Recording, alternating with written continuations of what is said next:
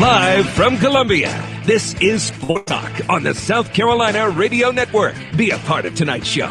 Call us at 800-956-70 or email talkback@sportstalksc.com. Now, here are your hosts for Sports Talk, Phil Kornbluth, Kevin McCrary, and Tom Hayes. We battled it and competed as hard as we possibly could. And at the end of the day, that's all I can ask of my team. We had a chance to win the game 3-2, but, sometimes you get punched in this league and you either get up off the mat or you wilt and go the other way and get your tail kicked. And we chose to get up off the mat, and for that I'm proud. We got 38 ball games left to play, and during the regular season, and there's nobody on this team that's going to give up or let up or decide they're not going to play. We're just going to keep on working at it. And I've seen us pull it out before, and we're close, just not quite where we need to be yet. All right, basketball is over for the USC and Clemson men. Of course, USC women still have their NCAA tournament to play. And we do have, of course, Charleston Southern in the NIT, Wofford and Coastal Carolina in the NCAA, and Upstate in the CIT. Everybody else can take off the jock straps and the sneakers, get them washed, and get them ready for next season. So baseball becomes a major part of the scene. And, of course, spring football with South Carolina opening up tomorrow. And, by the way, well, you can tell there's a different mood with Steve Spurrier and the Gamecock football camp. They announced this afternoon that only a certain number of spring practices, the Tuesday and Thursday practices, will be open to the public and media. The rest will be closed. We'll give you more details on that. So if you had been planning to see all the spring practices, or most of them, not going to happen this year. Little bit different approach by Steve Spurrier, the result of this past season. All right, good to have you with us. Good to be back at our beautiful, plush, downtown Main Street, Columbia studios. Phil Kornbluth, Kevin McCrary, Professor Tom Hayes. Want to get to your calls, get your thoughts about the tournament, get your thoughts about the end of the season for USC and Clemson men. Thoughts on baseball, thoughts on spring practice, everything else that you want to kick around. That's what we're going to be doing here over the next several months until we get back into football season. 800-956-76. And, Pro, I know, amongst the four of us here, including Steak Man, I know you've got your bracket filled out and ready to go. Yeah, I had to. There you go. That's what I'm saying. Newspaper. You've got it filled out and ready to go. You have to get it in the Bojangles Bracket Buster. You've got to get it online to make it official. Any major upsets in your bracket? Anything that really jumps off the sheet? No, not really. I just been listening to the national pundits, and it still surprises me. Let me tell the people in Athens, Georgia, don't get on the bus. You have no chance. If you listen to everybody on national TV, don't show up. You shouldn't be there. The interesting thing about it in the SEC, they talk about, well, yeah, sort of overrated here. Maybe Kentucky is a one-trick pony. Then they fail to look down at the bottom of the conference and say, oh, wait a minute. You mean to tell me Auburn beat Xavier? Yes, they did. You mean to tell me the newly crowned Big 12 tournament champion was beaten by South Carolina? Yes, they did. Oklahoma State was beat. So don't just look at the top of the conference. Look what the bottom of the conference did and say, well, it's not as weak as we thought it was. But I will say this about Georgia and their hopes. They got some injured players that might hamper them in getting a win. Back in a moment.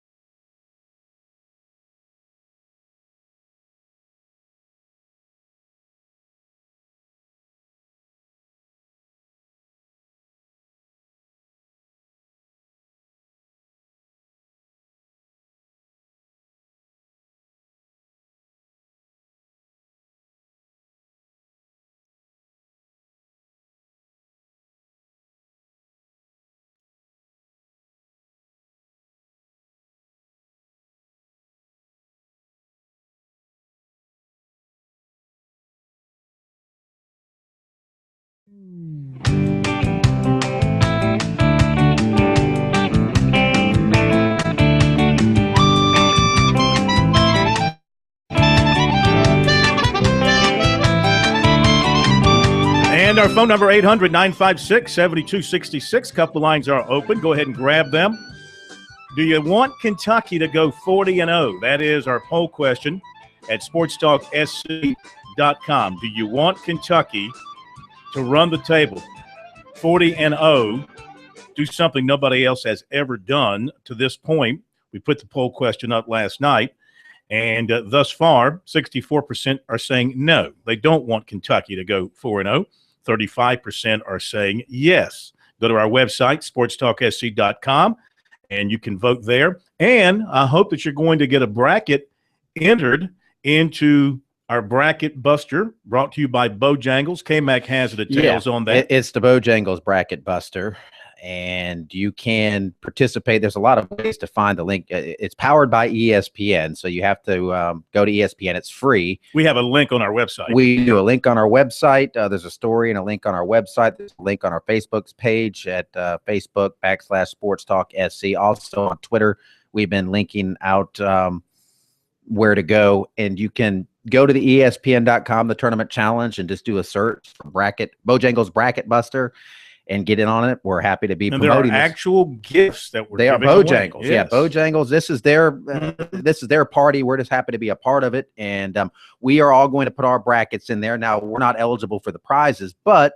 you can see if you're smarter than us and see if you can beat us in our brackets, and you can enter up to 10 times. So if you're one of those guys, that fills out multiple brackets, we don't judge you. We don't, or gals, yeah. Feel free to go to the ESPN Tournament Challenge, find Bojangles Bracket Buster, and have a Bo good time. I think it'll be a Bo good time for everybody, Corn. Oh, I agree. I ate a Bowberry biscuit when I was filling mine out. Well, that probably helped you pick out the right teams. Kentucky. I had enough Bojangles on my road trip Kentucky. to open up an entirely new franchise on I-40 somewhere. All right, 800-956-7266. By the way, had a great time in Nashville. Congratulations to the Gamecocks for making a very good showing. They had a chance to get into the semifinals. I mean, they had Georgia right there in the last 5 minutes, but could not hang on. And both USC and Clemson decided not to pursue any postseason opportunities after the NIT had filled the field. So that's it for them.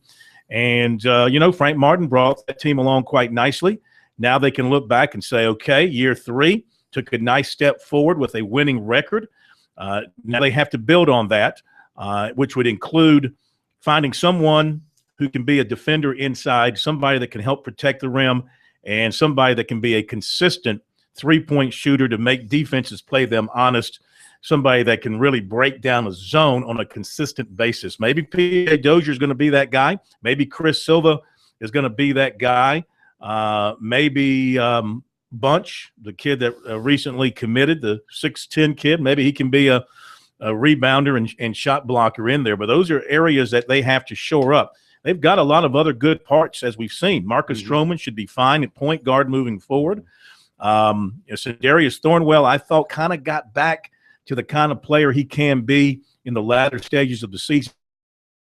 And started those zones on the dribble and getting to the rim. He still has got to go back and find his shot again because he lost it this season. I think I wouldn't be surprised if they do something with that knee in the offseason, or maybe he's going to have to shut it down. But he clearly wasn't getting the same kind of lift on his jump shot. Correct. You don't get worse shooting like that. And his defense also, he was in a lot of foul trouble.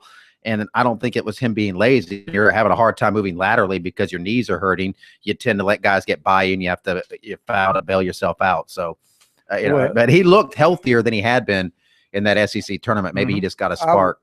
I would tell you that every team has a weakness, but you have to be strong in other areas to cover up a weakness. So if I'm South Carolina and I had to shore up one thing, and one thing only, and I think that would probably mean 5 other wins, and that's rebounding. Second chance shots. You'll be surprised the psyche of a shooter when he's shooting and knows. Look at Kentucky shooters, how they go up with confidence because they know they got all those trees under there if they miss. South Carolina, you almost like. Well, you can't compare any other college team to Kentucky. Yeah, I mean, but it's just not what I'm fair. saying, no, but what I'm they can do saying, compared to anybody else. let me play at the Duke. When you got Okafor under there, you take a shot. You kind of confident you're going to get a second bite at the apple because they got some good rebounders in there. And I think probably with 3 seniors on the team, you got some youngsters, bring them along quick to the ball, can block shots. You got a recipe not only for a good team, but a recipe that maybe can ease into the tournament. You look at things that they did this year. Shot the free throws better. They actually did rebound better. They were one of the better rebounding teams in the SEC statistically. Now, their last 2 games, for whatever reason, they did not rebound on their defensive boards well. They gave up a lot of offensive rebounds in those 2 games against Ole Miss and against Georgia. Now, those are 2 good rebounding teams, good offensive rebounding teams, but South Carolina did not do a good job in either one of those games. They were able to pull one out and not the other. They played good defense pretty much all year. They're among the SEC's top teams defensively, where, of course, they need the most help is they're an offensive challenge team. That just comes with getting better players, K-Mac. Yeah. Pure shooters, pure ballers who can hit consistently beyond the arc. I thought Dwayne noticed. I was encouraged by his little uptick at the end of the season. He started out strong and then hit a funk, but he was shooting with confidence there towards the end of the season, and maybe that'll help them a little bit and give them that spark. PJ Dozier is going to be a big-time player by all accounts. I mean, he's 6'7". He's a combo guard. If he plays the point, that's a huge advantage for you if you have a 6'7" point guard. Maybe he'll play off the ball some. That'll take some of the pressure off of Sindarius Stormwell.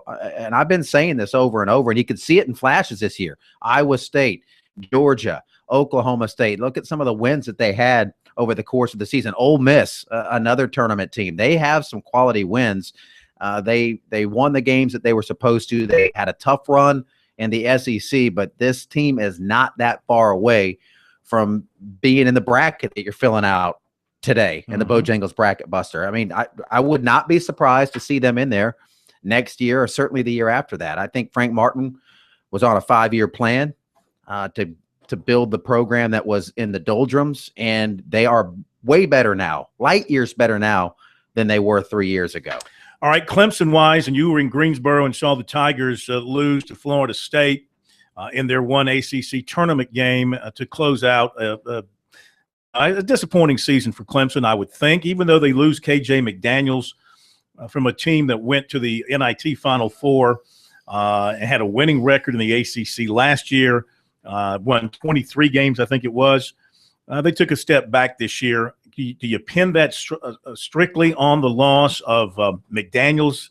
He's a great player, obviously, an NBA player. And I was just thinking about KJ, what they lost with him. They lost that offside defender. Remember how great he was at coming from the weak side and blocking shots from the backside, something they did not really have this year. They missed that. They missed his offensive explosiveness.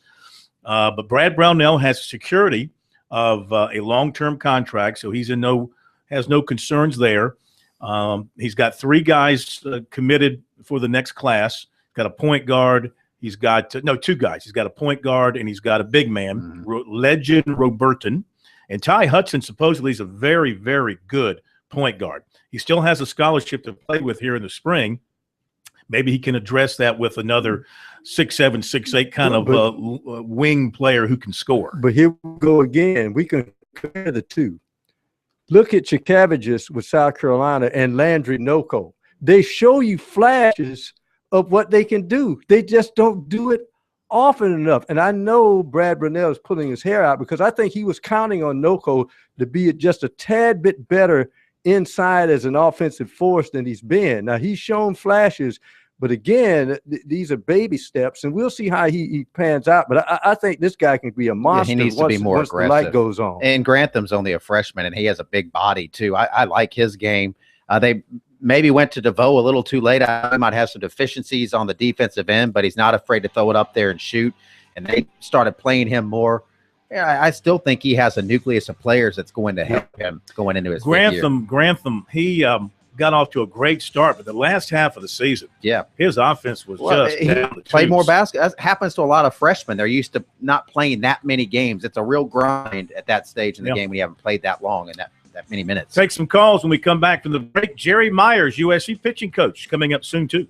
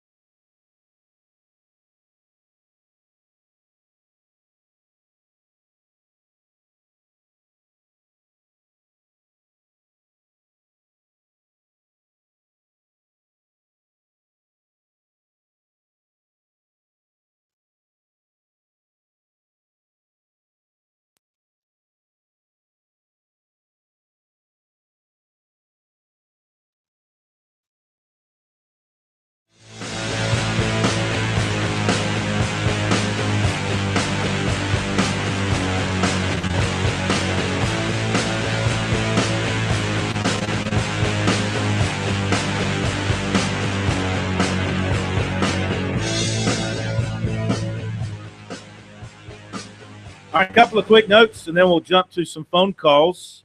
John Whittle, Big Spur, reports USC will be without defensive tackle Taylor Stallworth this spring. He injured his shoulder in the weight room during the winter workout period and has undergone surgery. Should be healthy for the start of fall practice. Brandon Shell, of course, is already out. Mike Matulis is also already out. How about this? You can go to Newberry and you can become a multimillionaire. Ooh. Ron Parker, the former Newberry, well, he was an Indian, I think, back then. Now it'd be a Newberry Wolves, whatever. Anyway, he has signed with the Kansas City Chiefs, and the report I saw, it was $30 million. Not all that guaranteed, of course, but congratulations to him. Pretty good story to go from. He's from the Low Country. I want to say he's from Beaufort. I think you're right. To Division II to $30 million. That ain't bad. USC's Will Crow, SEC Co-Pitcher of the Week. 10 strikeouts, 1 hit, 3 walks, 1 run unearned in the win the other night over Kentucky. He was outstanding. We'll talk about him, Jerry Myers, coming up. And again, this USC practice, they've announced today that practices on Tuesdays and Saturdays. All right, let me get that right. Tuesdays and Saturdays will be open to the public. Thursdays and Fridays will be closed. And as an addendum to that, due to construction around the stadium, any spring football practice held at the stadium, with the exception of the spring game, April 11th, will be closed to the public and the media. So at this time, the only open practices are March 17, March 24, March 31, and April 7th, all of those at the new practice fields. Ooh, so that means that parking, that traffic going to be down that hill where the apartments are. I guess. Oh, that'll be interesting. All right, to the phones we go before Jerry Myers joins us. Lou in Charleston, welcome into Sports Talk. Thanks for your patience. How are you? Phil, Cornblue, the #1 broadcaster in America. This is Lou Avant from Charleston. I tell you, you've helped me with many things over the years, but I've just got 2 things. I'll make it very quick. First of all, Georgia's thing will be coming up again this year, our 24th year. Great. So we're doing something right. But June 14th, we got a thing at Seals, and it's all you can eat. Of course, all you can drink, and if you can't make it home, we've got cabs out there that can do that for you. And then the next day is a golf tournament. So if you need any information on that, you can look on the website, www.georgerogersfoundation.com, or feel free to call me, and I'll just leave the number. It's 843-303-5530, and I hope y'all all can come. We really appreciate it. Thank you. Second of all is, I see that South Carolina is doing something I really am excited about, and I actually told my coach at Hanahan about it, and I think we're going to try it, is the mouthpiece thing. Yeah. That thing, I think, is going to help save a lot of people and also protect the ones that don't need to be out there. And I'm going to hang up right quick, just get y'all's opinion on it and cut my radio on. All right, sir. Thank you very much. We'll talk about it in a moment.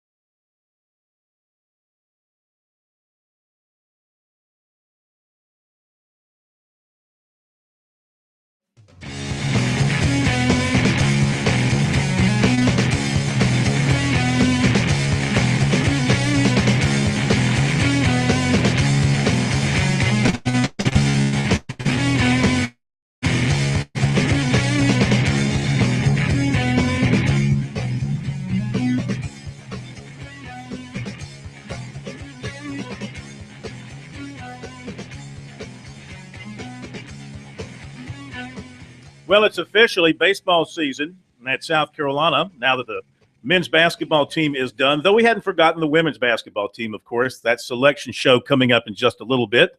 USC women will be a number 1 seed playing in Columbia the first 2 games, and hopefully for them, they'll be in that regional that feeds into Greensboro, keep them close to home. You would think that would be the case for them.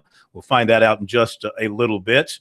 And, of course, spring football cranking up for USC. But yesterday, what a great day for baseball. The weather finally turned towards baseball weather at Carolina Stadium, and it was a flashback kind of game. Remember a few years ago when the Gamecocks won their last national championship and they were winning all those games with late heroics? They did it twice yesterday, a 9th-inning homer, then a 10th-inning 2-run homer to beat Kentucky. They're off to a 3-0 start in SEC play for the first time since 2010.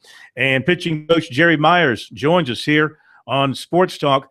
That's a heck of a weekend, and Kentucky's a very good team, a very good hitting team, and you got to feel good about what your pitching was able to do throughout the weekend. Well, you're right. They were swinging the bats really well coming in and had put up some good offensive numbers, not just from a team batting average standpoint. They were stealing some bases. They're very good in terms of running the base, not let alone just stealing bases, but they can bunt. They can put pressure on you in a lot of different ways. And for the most part, pitching wise, we tried to do everything we could to contain all those areas, and some guys executed pretty well. Will Crow got us off to a really good start, setting the tone, and a dominating outing, and that kind of helped us a little bit, I think, going into game 2 and 3 from a pitching standpoint. But they were difficult to pitch to for sure, and we did a great job of doing what we needed to do offensively. We made some great plays, had a few miscues, but where we made a few miscues, they didn't hurt us. We either made another play right after or made a big pitch to get out of some jams. And guys all the way around as a team really, I think, stayed locked in and played pretty decent baseball for the first SEC weekend. Yeah, you mentioned Will Crow Friday night. He was just pounding that fastball in there, hitting 90 plus on the gun even after 100 pitches. When did you realize, or was that the strategy going in, that you didn't think Kentucky could handle that fastball? I know he had 10 strikeouts, and I think almost every pitch, it seemed like, sans maybe a handful, were just straight fastballs. No, it really wasn't the strategy going in. It was an in-game feel kind of deal where he had gotten ahead of a few hitters, and they had laid off some off-speed stuff, and he threw a couple of really good what we call chase breaking balls, and they held up almost like maybe they were sitting on that late in the count. But then on top of it, it wasn't just go to the fastball. He kind of had a special fastball that night in terms of being able to really locate it down and away, way above average. He got down to the spot he needed to get to. He did enough mixing in and out, and really just did a good job of locating the spot in that fastball. It wasn't just throwing fastballs by him, although he had good velocity and maintained it. It was his command as much as it was the pitch selection there. Now, I know everybody's celebrating Carl Martin's 2-run homer, but maybe it doesn't get to that if Taylor Widener doesn't wriggle out of that bases-loaded jam in the 10th. What were you looking at, and what did you like about him being able to get into that jam and then somehow escape? I think the bases were loaded with a 3-0 count. Yeah, I mean, all that. It would have none of that would have happened either if he would have called strike 3 right before the hit that he tied the game up with in the 9th as well. He made a pretty good pitch right there, and we didn't get it. But then the next pitch they tied it up, and then all that happened after that made it a lot more, I guess, entertaining for some, not necessarily for us. But it was a tough spot to get out of. Taylor was the guy we wanted out there to see if we could get out of it. It was as anytime you put a guy in late in the game and it's close, there's going to be jams and self-created jams, and it was a good experience to come out on the winning end for him to be out there and be able to wriggle out of that jam, because most of the time it doesn't go in your favor when you get a guy on third and nobody out. Yeah, you're right. Talking with Jerry Myers, USC baseball coach. Are you at the point now where you've got your bullpen lined up so that you get 6 innings or so out of a starter, and then you're ready to go, depending on situations, but you're ready to go with Fiore, you're ready to go with Mincy to get you to Widener. When we talk about these crucial games, these league games on a pretty regular basis, is that your thinking to get you to the back end of your bullpen? Yeah, well, those guys are important guys, and I told we all said to Fiore earlier in the year that he might be able to start for us on Sundays, but we might need him to play a more important role, and that is an experienced left hand.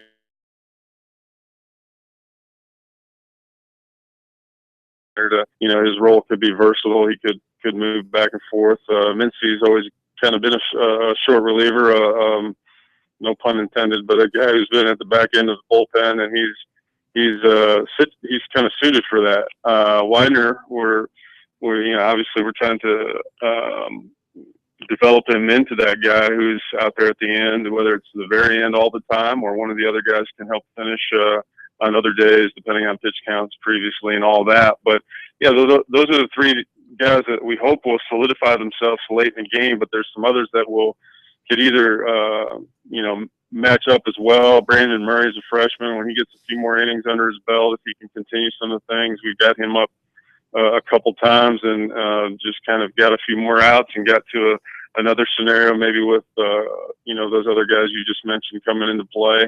But there's some other guys as well, Reed Scott and Josh Reagan. If he's not starting midweek, he's going to be a lefty that we're going to have out of the pen when our starters don't give us, I guess on the average 7 innings like they did over this weekend. Mm-hmm.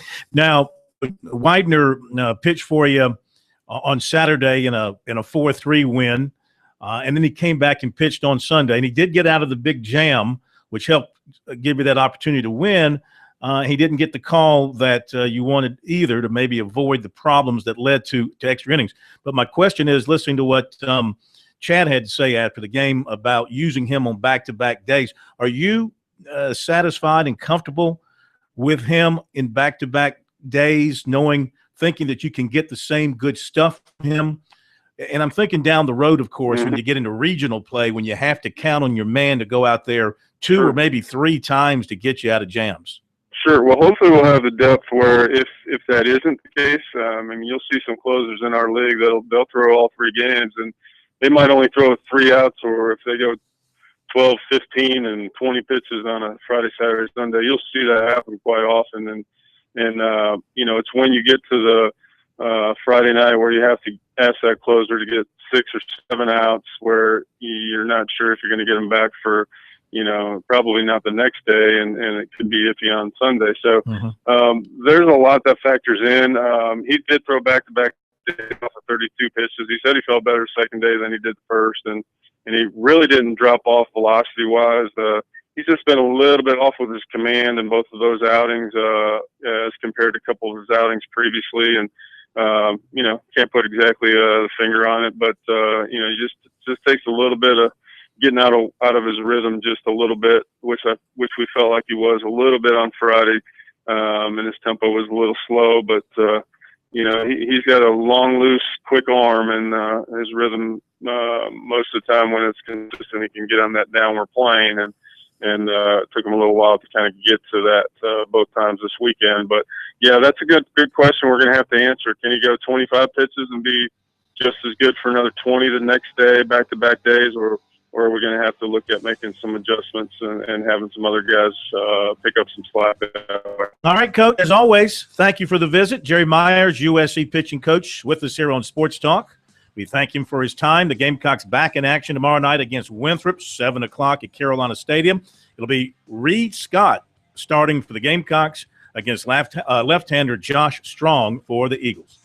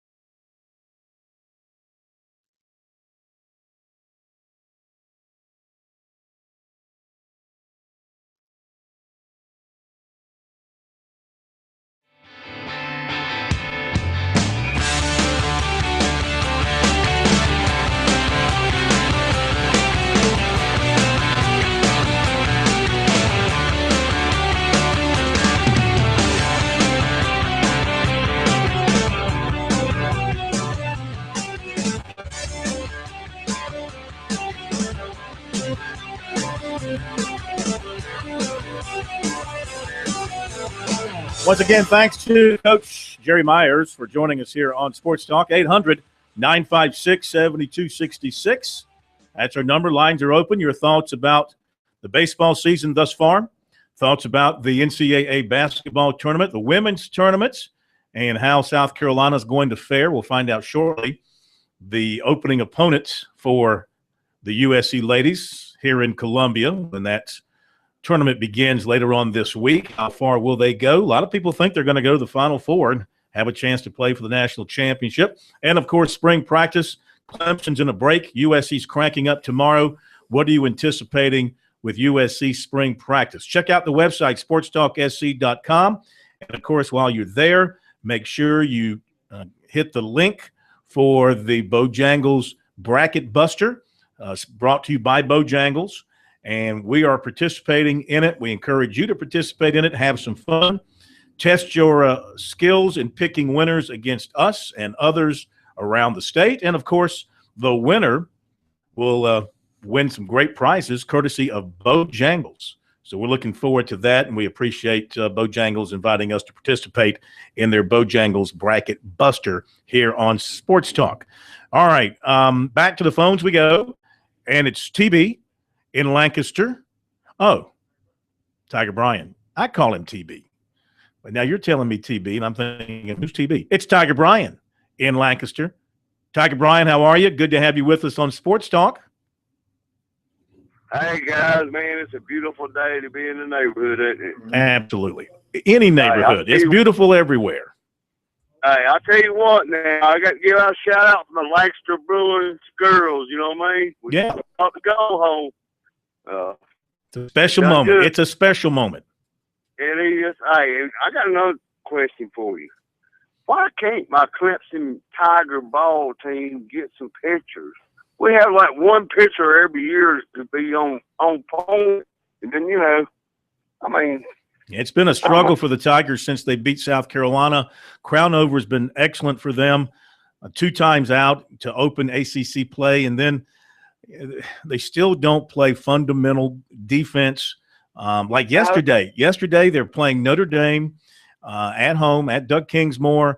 There's 2 out. There's bases loaded. It's a 1-1 game. There's a ground ball sharply hit right to the second baseman, the freshman Pender. He just muffs it.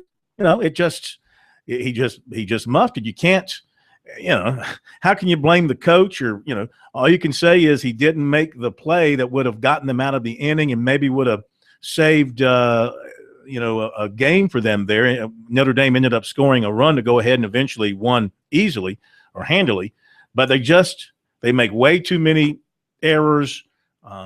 They're not hitting well at all, and they're not getting real good starting pitching outside of Crownover on Friday nights. I'll tell you what, man. Hey, I enjoy y'all's show, man, for years and years in. Hey, I put y'all excellent to none, both. Well, thank you, Ty. And, you're right up there among the best callers that we've ever had in over 30 years of taking phone calls on this show. You're heading up towards, from a Clemson standpoint, you're climbing that pine tree toward Tiger Wayne status.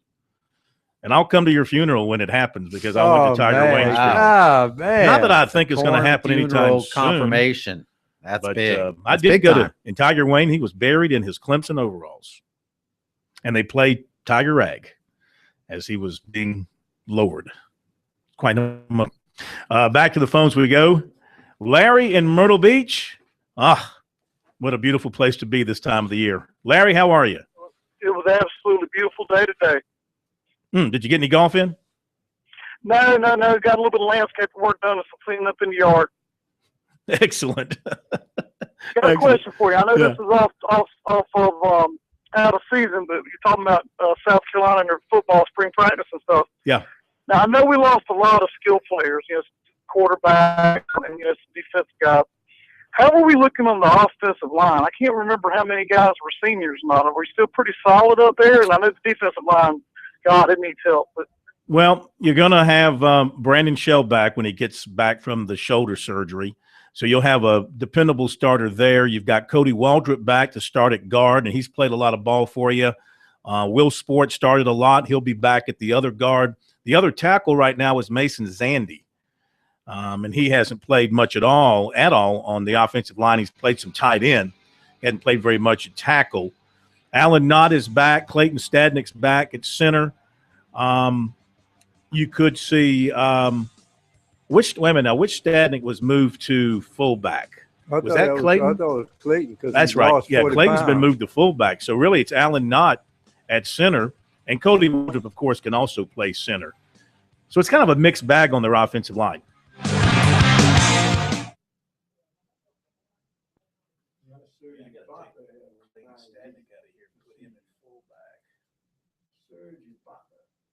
At least he won't have the floating snaps coming from him. Is Connor McLaurin? Is he gone? Connor McLaurin.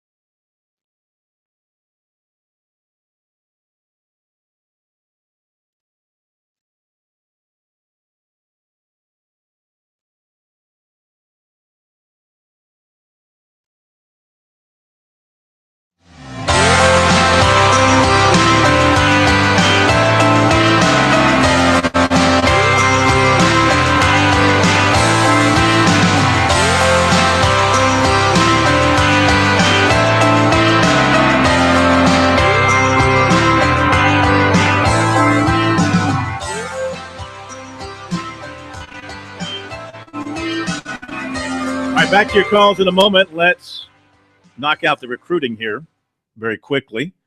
Linebacker Dante Evans, 6'2", 230, used to play at Lake Marion. Now he's at Archer High School in Lawrenceville, Georgia. He would have been one of the top players in our state had he stayed here. Had 147 tackles, 32 for loss, and 8 sacks last season. He's got offers from Auburn, Louisville, Kentucky, NC State, North Carolina, Wake Forest, and USC. Clemson are showing a lot of interest. He said that it's looking real good for South Carolina offer. He's been talking to G.A. Mangus, and he's told him to be patient and stay grinding. Of course, his family would love that, getting an offer from an in-state school. He attended USC's Junior Day in late January. He's been there and to Clemson for games. He was at Clemson a couple of weeks ago to watch a spring practice. He noted that they have a lot of linebackers, but they are looking to offer him pretty soon, Evans said, and he said that would mean a lot as well. Growing up in the state, he's torn between the two. He said his dad is a USC fan, but his grandfather was a Clemson fan. So whichever one he was with, that was the side he would take. He's also been to Virginia Tech, Kentucky, North Carolina, Georgia, Auburn. Not sure about any future visits, and he doesn't have favorites at this point. And Keyshawn Johnson Jr., just throw me the damn ball, has got a top 12 of Clemson, Ohio State, Arizona, Southern Cal, UCLA, Nebraska, Ole Miss, Tennessee, Alabama, Miami, and Texas at this point. He's been to Clemson and really, really was impressed. And his father's been there as well. They both were impressed when they were there, and Tigers kind of feel like they have a reasonable shot at getting him, though with Southern Cal just recently offering him being out there on the West Coast, be kind of hard to see him not going to Southern Cal, but we shall see what happens with that. All right, there you go in recruiting here on this Monday night on our website. Check it out, sportstalksc.com. On Twitter, use the hashtag #STRecruiting. Yes. I didn't know if we mentioned it on the air. Maybe we have, but a couple of coaches in the SEC, one asked to leave, one leaving after a long period. Of course, Anthony Grant let go by Alabama yesterday after 6 seasons. That's somewhat of a surprise that he couldn't get it done there. And Andy Landers, 36 years as women's coach at Georgia, 31 NCAA appearances. He's finally decides to retire. And, of course, Oliver Purnell resigning at DePaul. Never could get it going with the Blue Demons. That's a job that is really over the decades. Bring back Ray Meyer. You know, Anthony Grant, I think that unless he finds a head coaching job somewhere, which he may, or he decides just to take some time away from coaching, and wouldn't be surprised to see him pop up at South Carolina on Frank Martin's staff in some form or fashion, because they are very, very close friends. Top of the hour break, and we will continue with more of your calls. And Mike Young from Wofford coming up in hour number 2.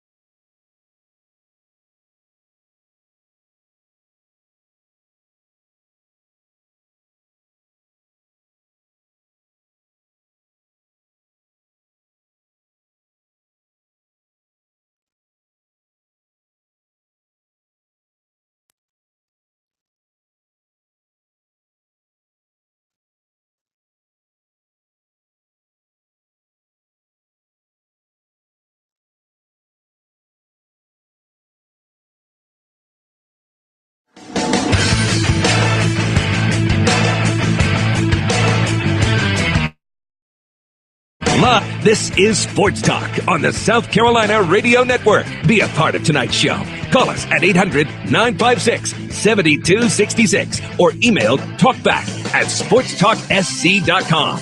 Now, here are your hosts for Sports Talk, Phil Kornbluth, Kevin McCrary, and Tom Hayes.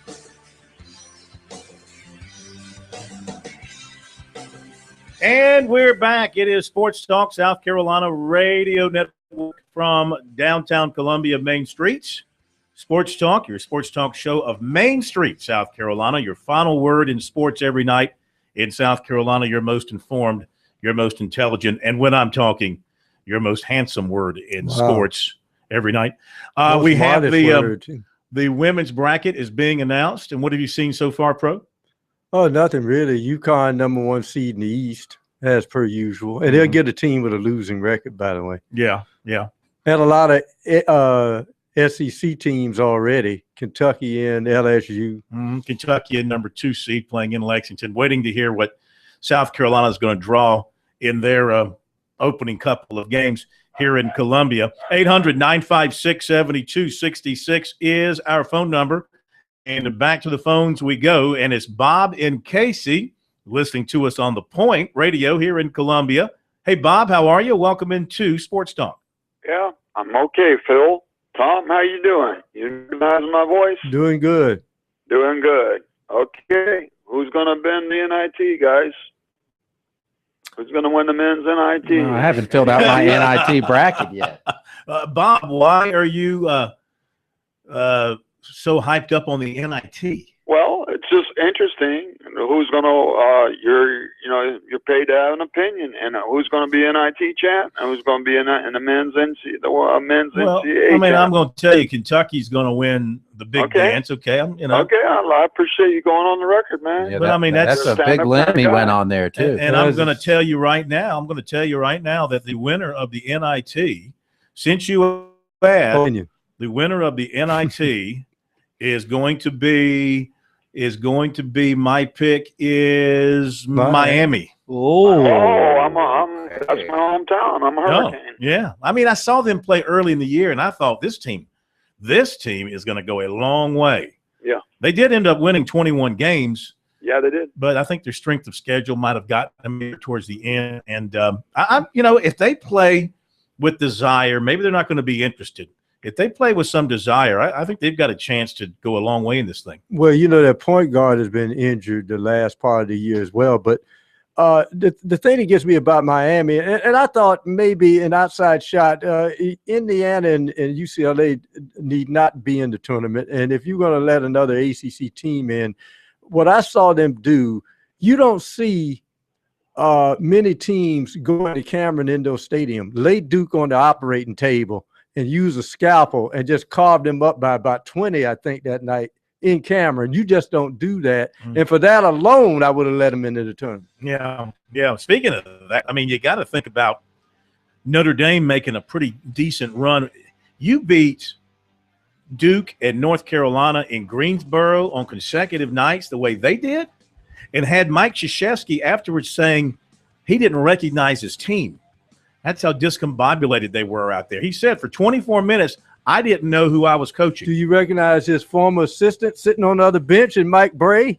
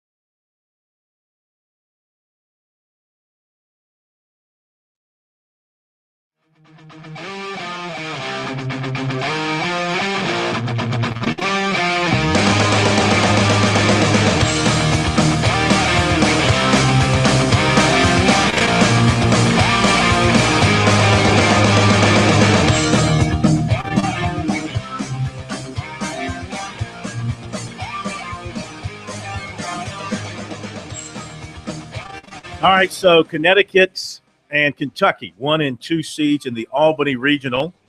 Apparently, they got a pretty nice crowd over at the Colonial Life Arena for ESPN's coverage of the USC women getting their spot in the NCAA tournament. See, it's not an invitation for them. They've earned it. They're already in. They're not waiting on an invitation. They're just waiting on a placement. They don't have to worry about, just got to find out who's coming to Columbia to play in the first 2 games, and then if they survive those 2 games, where they will go next. I would imagine they'll be in the Greensboro region. And I think that adds to the excitement because they made it merit like college baseball, and the fans know that they're going to be able to stay home instead of being the number 1 seed like they were last year and being sent all the way out to Seattle. 800-956-7266. Mike Young is coming up, the Wofford basketball coach, putting his team through its paces today before they get ready to take off for Jacksonville, where they will play in the NCAA tournament. And they've got a tough draw. They are a 12 seed, their highest seed ever. But the thank you for that is they get to play Arkansas. Now, Arkansas coming off the loss to Kentucky yesterday in the SEC championship game. It's the game before that was kind of interesting. I saw them Friday night, and Bobby Portis was incredible. He played great basketball. Then, for whatever reason, he did nothing in the semifinals. I don't remember what his final line was, but it wasn't all that impressive. The semifinals, it was 4 points, but he had something like 12 rebounds and 3 block shots. But unfortunately for Wofford, obviously they don't have anybody that can match up with Bobby Portis in terms of his athleticism. They've got some wide bodies in there, Wofford does, and they can bang around with you. But if they get into foul trouble, as they will be wont to do against a guy as athletic as Portis and the other big guys, Qualls, not a big guy, but a very athletic guy, plus the speed and the tempo that Arkansas will make you play. We'll ask Mike Young about that coming up here at the bottom of the hour. Back to your phone calls we go, and we go to Mike in Aiken next here on Sports Talk. Good evening, Mike. Welcome in. How are you? Hey, doing well, fellas. Pro, I have a question for you. If young man, let's say it gets to Kentucky versus Duke, if it gets that far, if the young man Cook for Duke, if he gets hot, because it seems like to me Kentucky, they just swarm you into paint. But if anybody outside the perimeter gets hot, it could be early night for Kentucky. I'm speculating. Do you see any other team that has a 3-point shooter like that maybe can give Kentucky trouble? Like Cook can, or do you see if it gets to the Kentucky Duke game, just Cook going crazy and making it an early night for Kentucky? Y'all have a good night. Thank you. Thank you very much. It's really tough on any 3-point shooter because this is the interesting thing about Kentucky. They're really their linchpin in my mind defensively is Willie Cauley-Stein, because even if Cook tries to get hot, they'll put him out there on the perimeter to shut him down and make him drive into the lane. There's the key to Kentucky. You cannot swing that ball quick enough that they don't have 2 or 3 guys 6'10" or taller. And Willie Cauley-Stein, the only guy I've seen in a long time that's about 6'11", 7 feet, that can guard all 5 positions. Well, you look at what they might find down the road, and in the round of the Sweet 16, in the Elite 8 in Cleveland, they could run into Notre Dame. In fact, they might very well run into Notre Dame. And they've got some outside shooters at Notre Dame. They got some guys that can stand out there and shoot the 3, as we saw the other night in particular against North Carolina. Yeah. Well, they were losing that game. And all of a sudden, bang, bang, bang, they just started knocking down 3 after 3. And, of course, Grant is as talented as anybody who'll be on the court if they're playing Kentucky. He's as talented as the Harrison twins. He's as talented as any, not big like the bigs Kentucky has, but he's as talented as any of them are. I mean, Notre Dame might have the personnel to I just don't know if they have the size. That's the problem you run into with Kentucky. Nobody has the size to match up with those guys. Here's the problem, and people, it's the big ogre in the room that a lot of people don't mention. Yes, Kentucky has size, but here's the problem. The close games they've played, they've won them all. And my feeling is everybody says, well, they execute down the stretch. My point is it's a heavyweight fight. They've been shoveling in an entire unit in and out all night. Their guys are just fresher in the last 5 minutes than yours. And they're able to, they don't have to break through fatigue like other teams. And I think that's the big ogre in the room that people don't mention enough, is that they just wear you down by attrition, not only with size, but by just sheer numbers that they shuttle in and out. And they don't seem to miss a beat. When somebody misses a defensive assignment, their butt is on that bench before they can blink. Of course, to get to that point, Notre Dame, to get to the Elite Eight, they're probably going to have to beat Kansas, probably going to have to beat Texas or Butler to have that shot at getting a crack at Kentucky. How far do you think Wichita State might go as a 7 seed? They open up against Indiana. Then, if they win, they're going to have to. How about Wichita State playing Kansas in the second round in Omaha? That is my point. I think Notre Dame has an excellent chance to advance, because whoever comes out of that game, let's see how much emotion they've spent, not on the energy, but to play teams just like Louisville, Kentucky used to not play each other every year. And then suddenly they had to play each other in the tournament. You could see both of those teams were worn out after that game about 30 years ago. This will be interesting, where Wichita State says they're running away from us. Kansas said, we're not running away from us. We're ready to take you on. And I think whoever comes out of that game, especially if a tough, tight ball game, I think Notre Dame has a chance to beat them, because I think they would have spent a lot of emotional energy. I wonder if UAB can take the money they're going to make from being in the tournament and resurrect their football team. Since they were shut it down because they didn't have money. Now they're in the NCAA tournament. They're going to get a nice paycheck for that. They're probably going to get beat by Iowa State. What a terrific performance by Iowa State in the Big 12 tournament. Yeah, and just pull away from Kansas in the championship game. And South Carolina can sit back and look at this tournament field and see how many different wins did they have. I think it was 5. 2 over Georgia. Right? And they beat Iowa State. That's 3 wins over a tournament team. Oklahoma State would be a 4th. And I thought there was a 5th in there somewhere. Was there not a 5th for them in there somewhere? I have to go back and look team for team. But at least 4 wins against teams in the tournament for South Carolina, which is something they can kind of hang their hat on too in trying to build for the future. Stephen F. Austin, Brad Underwood, 29-4, going to play Utah in the opening round. Former USC assistant coach, done a great job there in 2 years. Michael Boynton, assistant coach. Got to believe he's going to be in the carousel for moving up to bigger jobs with the success he's had in his 2 years there. Especially if he can, and he won. How far did they go last year? Didn't they win a couple of games? They beat VCU, but they lost the next game. I think. Yeah, it was a close game. They lost in the next game. So if they can get themselves a win or two, that's just going to raise his profile even more. That'll be something to watch for. Another game I think is interesting here in round 1 is Belmont and Virginia. 2 teams that can really. Now I know it's a lopsided bracket. It's a 2 versus a 15. Seldom does a 15 beat a 2. It has happened. Ask Arizona. It's happened twice to them, and South Carolina for that matter. But Belmont is, it's a well-coached team. We always hear that about Belmont. A very disciplined brand of basketball. Virginia clamps down on you defensively, but Belmont does the same thing. They just don't have the horses to match up with Virginia. But is this going to be a game played in the 40s or the low 50s?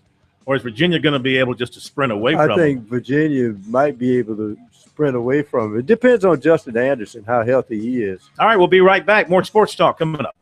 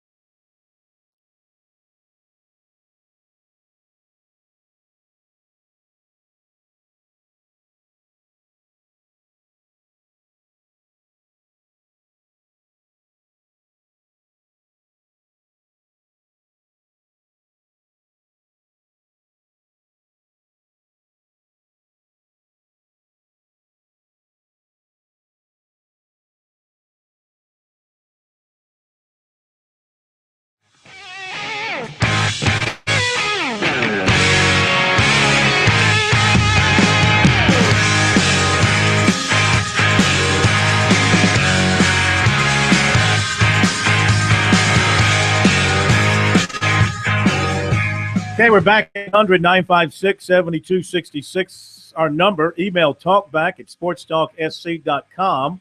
On Twitter, we are at SportsTalkSC.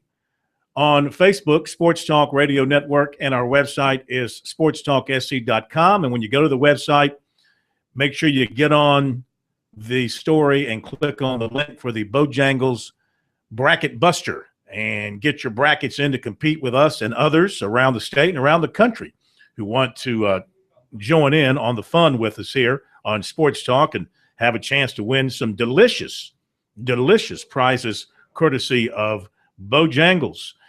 We go back to your phone calls here. We await the word on South Carolina's women and their placement in the tournament. May be coming up shortly. They're doing a little feature on the USC women right now, and there it is. Savannah State and MEAC.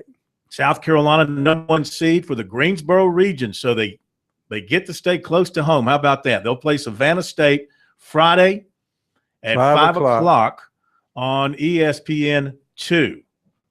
And Gamecock fans there erupt in complete and total hysteria. And Pandemonium. joy.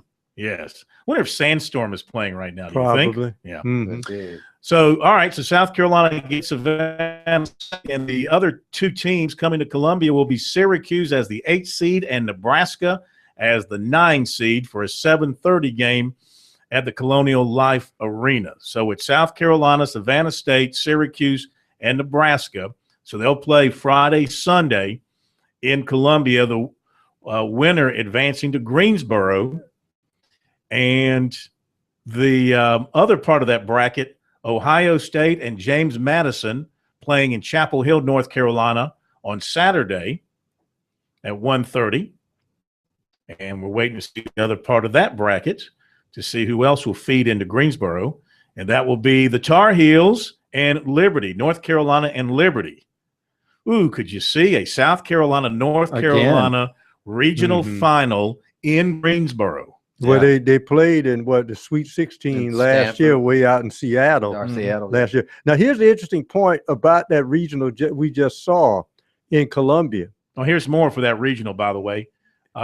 This is in Tempe, Texas A&M and Arkansas Little Rock feeding into Greensboro. Arizona State and Ohio, not Hawaii, Ohio, Arizona State and Ohio, they're playing in Tempe. Florida Gulf Coast and Oklahoma State playing in Tallahassee. This all feeding into Greensboro. And so Florida State will be the 2 seed. Florida State and Alabama State. Florida State, Alabama State in Tallahassee. All right, all that feeding into Greensboro. Do we have any other sub-regionals pairings to be announced for that Greensboro region, or is that everybody? I think that's everybody. Is that everybody? But here's the key point about the first thing in Columbia. If you can recall, early in the tournament, I want to say in the Virgin Islands or wherever they were, Syracuse had South Carolina down by 12 in the middle of the second half of that game, and they had to scramble back to win against Syracuse. So they stuck a team in there to put a scare into South Carolina early in the season when they were undefeated. See what happens this time in Columbia. All right, Mike Young coming up, and more of your phone calls here on Sports Talk. Be right back.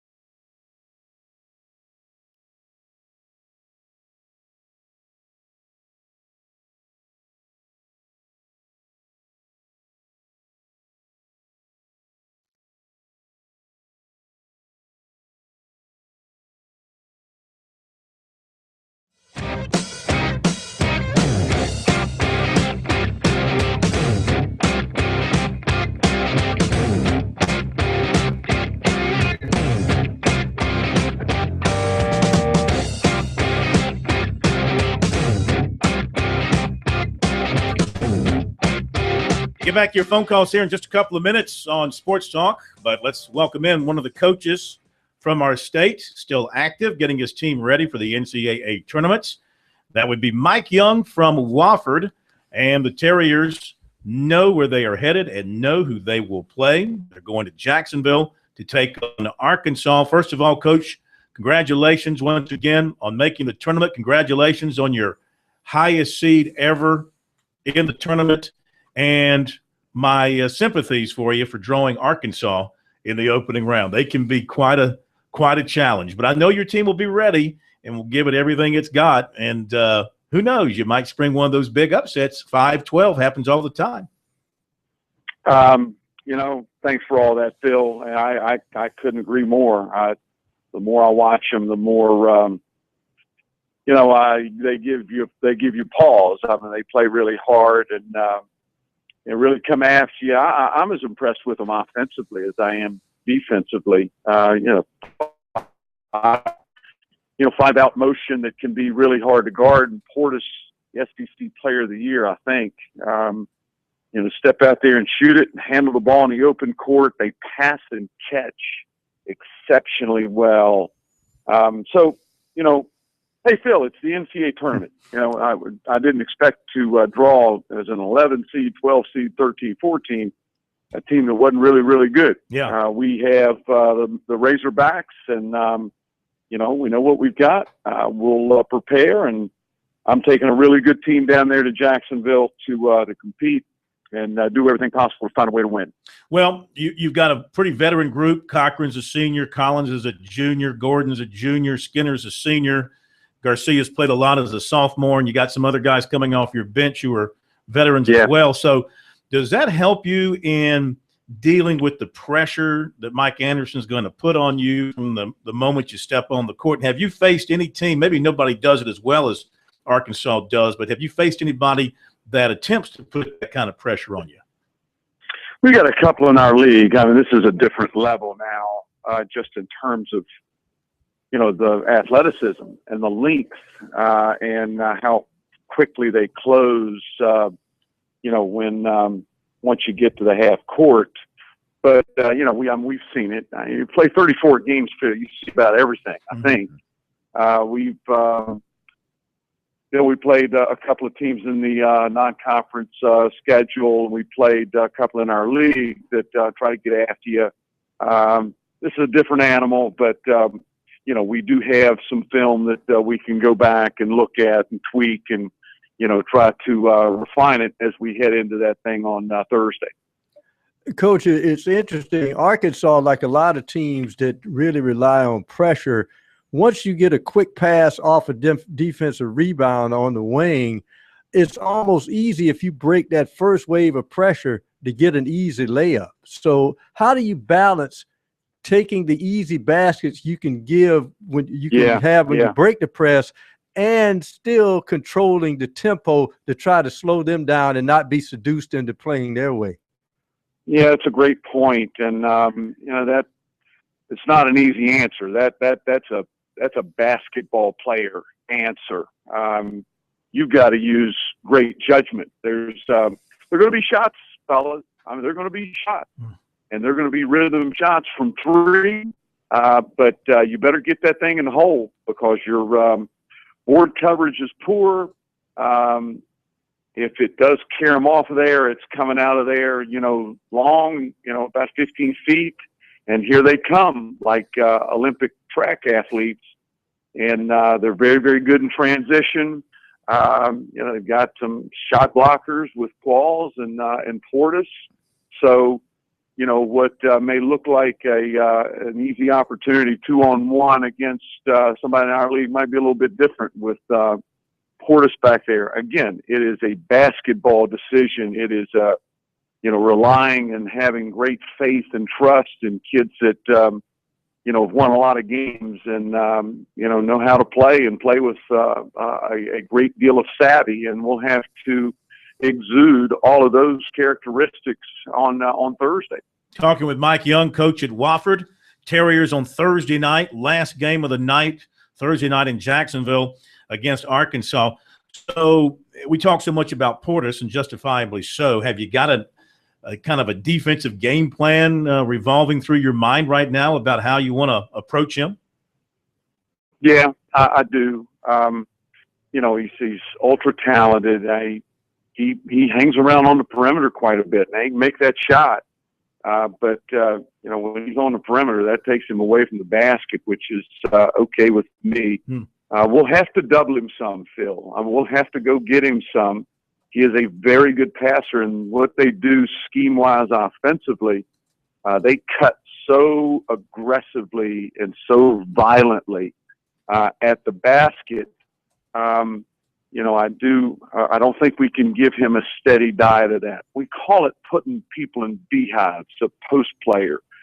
So it goes in the post, and we've got three guys, close to him, cocooning him, feigning as though we're going to double him and digging on him, that sort of thing, trying to pull that ball out of the post. But it'll take a team. I don't have a guy on my roster that can match up with him at 6'10", 260, and expect to succeed. We're going to have to do it as a unit, and hope like heck we can keep him off the foul line, not let him foul us all out, and get shots contested and not let him get the second one. That's where he's pretty good as well with those long arms, and he goes and gets it when he wants to. Well, I want to give the tournament selection committee here kudos for setting up a Wofford Coastal Carolina matchup in Los Angeles in the Sweet 16. So I think that shows great wisdom on their part to put you and Cliff in the same bracket, so that, of course, that means only one of you can get to the Final Four. It's a good point. And Coach has won a lot more games than I have, so I think you would agree that that'd be okay if I advanced on the Elite Eight. I know Coach Ellis very well, and think the world of him. He'd be all right with it. I know him. Well, I mean, all you've got to do is, of course, beat Arkansas, and then probably North Carolina.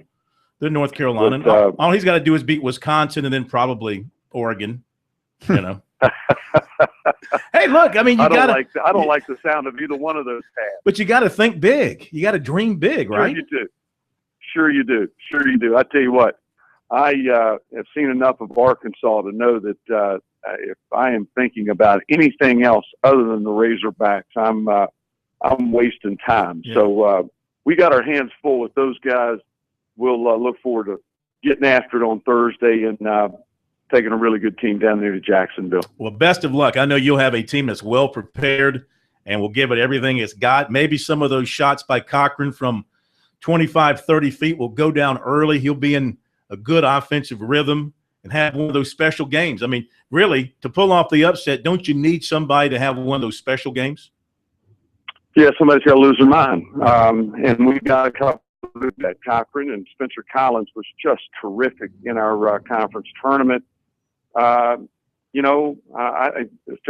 think we'll score enough to win. I do have some concerns on the matchups and how we're going to guard them. We'll be all right. We'll figure it out.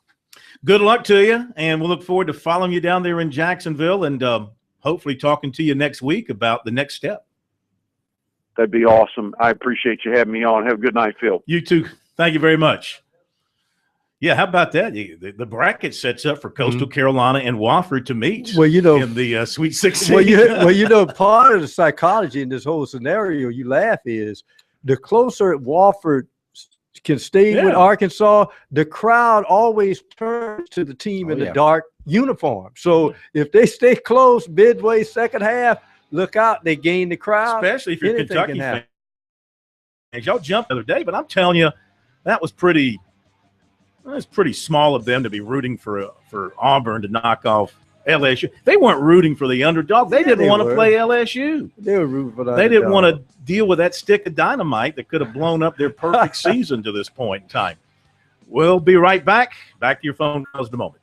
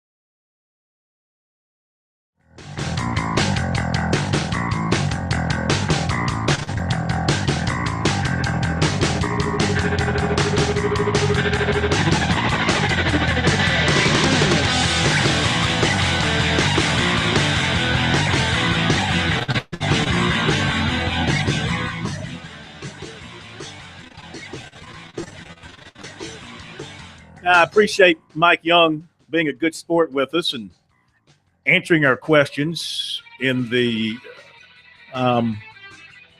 tenor that they were asked, especially the ones about advancing and getting to the Sweet 16. I mean, he knows it's a long shot for his team to do it. But, yeah, stranger things have happened occasionally. We've seen some 11s, and we've seen a 12 get as far as the Sweet 16 or the Final Four in recent years. Yeah, 13, George Mason. Yeah, and VCU. They were 13. VCU was 11, weren't they? Were they in 11 or 12? I know they had to do the play-in. 11. I call it the play-in, but they had to win a game in the first Dayton and then keep going. But, yeah, George Mason, I think, was a 13 seed. But it beats 5 almost every year. Sure, right. You know, it usually won. So, and Wofford's one of those teams. I mean, and it's nice to see that they're starting to get that kind of respect. The fact that they've been there for 4 out of 6 years, the committee's starting to look at them as a very good team. Coastal did get jobbed a little bit. I mean, should have been a 15. Not, you know, but what's the major difference? But 2 years in a row in the tournament as a 16. At least they didn't make them play Kentucky. Right. I mean, Wisconsin's going to be and at least they weren't the last of the 2 16s in. Yeah. At least they didn't get put in that category, you know, as far as what the committee thought about them. So, all right, back to the phones we go. 800-956-7266 to beautiful Orlando. We welcome Scott into Sports Talk tonight. Hello, sir. How are you? I'm doing well. I've got 2 questions for you, then I'll hang on and listen if I can. Sure. One is, I know it's early in the recruiting season, but I was looking at the top 100 and one of the recruiting sites or whatever, and I noticed Clemson was in on a lot of them, and I didn't see South Carolina on any of them. And so my question is, I mean, do you think, I mean, I want Spurrier to hang around another 10 years, don't get me wrong, but do you think as long as he's getting or whatever, it's going to maybe hurt South Carolina's recruiting? Clemson's just getting stronger in recruiting.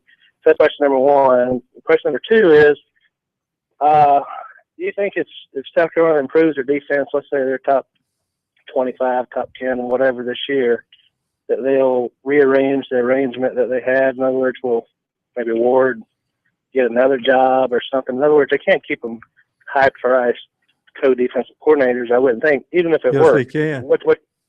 What's your opinion? Yes, they can. Well, let's go your first question first.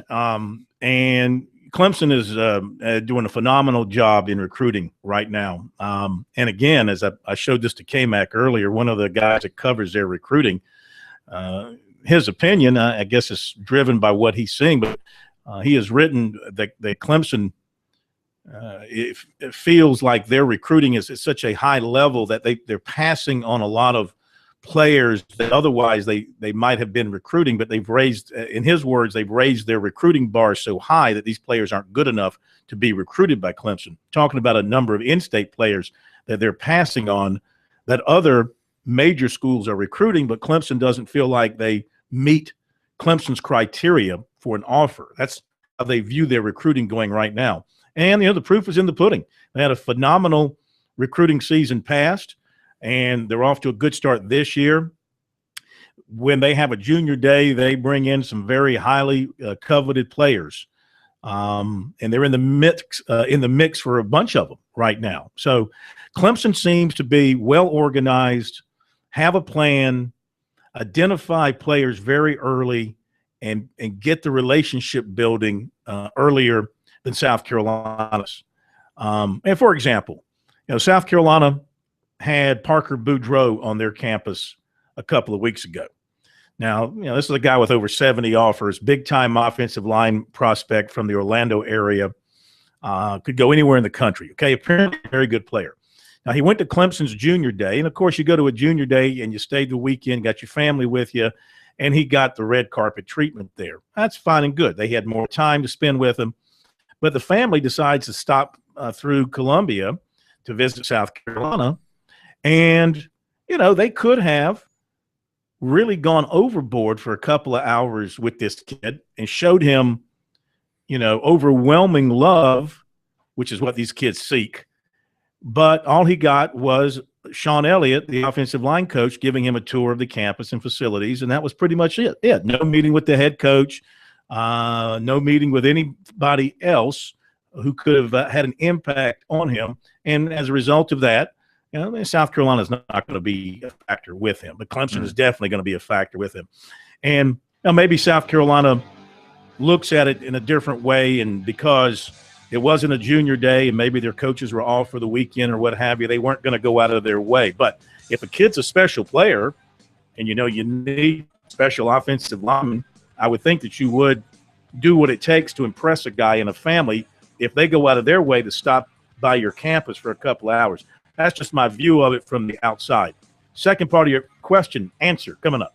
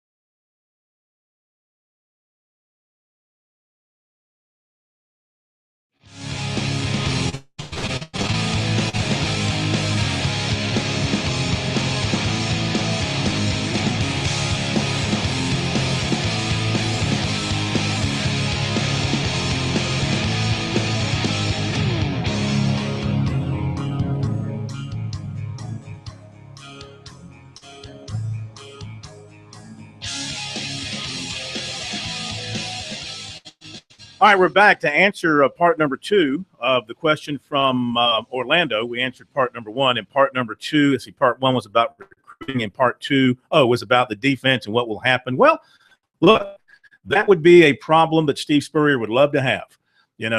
That this works with Hoke and Ward, and whether it's mostly Hoke or Ward or a combination, whatever, if you're a true team, you don't worry about who gets the credit. I just want to see the end result.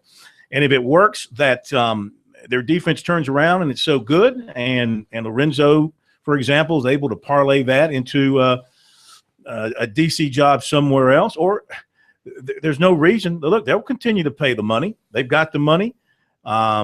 Just because they're spending $1.5 million for a defensive coordinator job between two men, if it works, nobody's going to think twice about it. So that's not something I would worry about. If I'm a Gamecock fan, I would say, hey, improve the defense, move it up from what it was, 100 and something or 90 something into the 30s or 40s. That would be a huge improvement or better, and then worry about the staff, next year. But if they can get that kind of improvement, I don't think anybody is concerned about it. And a couple of things you got to look at is I don't think there's ever been a coach here in South Carolina to complain about the quality of life in the Columbia area.